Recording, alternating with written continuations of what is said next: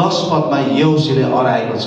त्यो चाहिँ के हो भनेदेखि यहोशूले मानिसलाई यसो भनेर अराए, जुन दिनसम्म म तिमीहरूलाई कराउने आज्ञा दिन्न तिमीहरू नकराउनु। आमेन।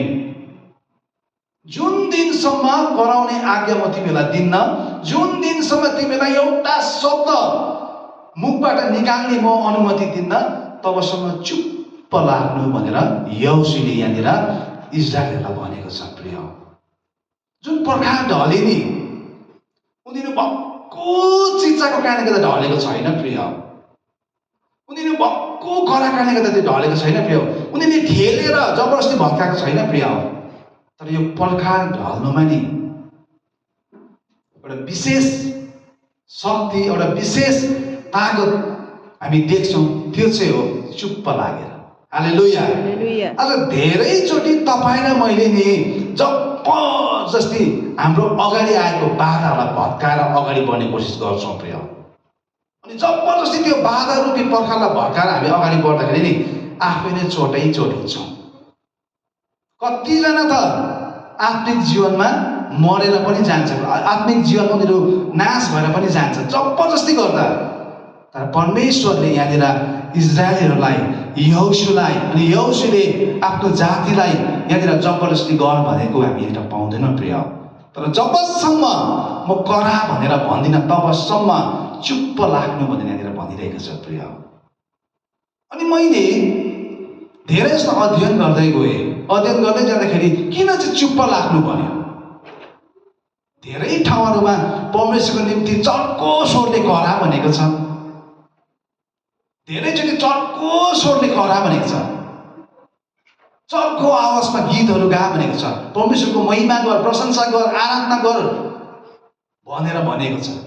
तर यहाँनिर चाहिँ आइपुग्दाखेरि यरीहोको सहरभित्र पस्नभन्दा अगाडि, त्यो यरीहोको पर्खालाई भत्काउनभन्दा अगाडि चाहिँ भत्काउनको निम्ति चाहिँ चुप्प लाग भनेर भनेको छ। प्रिय हो, धेरैचोटि तपाईँ र म चुप्प लाग्न सिक्नुपर्छ।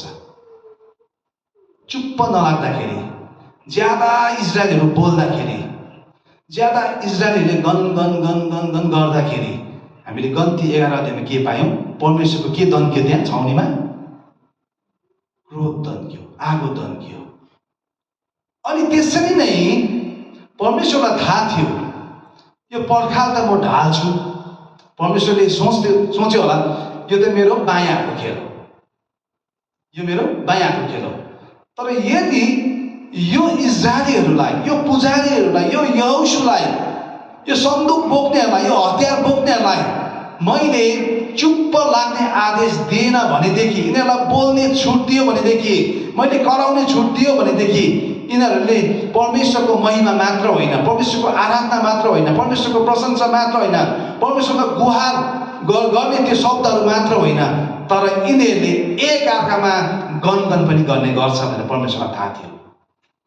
किनभने परमेश्वर सर्वव्यापी हुनुहुन्छ, सबै कुरा थाहा छ। भजन सङ्ग्रह 139 को हामी प्रत्येक पदहरू पढ्यौँ भनेदेखि हामी के बोल्नेवाला छौँ, हामी के भन्नेवाला छौँ, त्यो भन्नेवाला शब्दहरूको बारेमा पनि परमेश्वरलाई थाहा हुन्छ। भजन सङ्ग्रह 139 तपाईँले पढ्नु त्यहाँ पाउनुहुन्छ।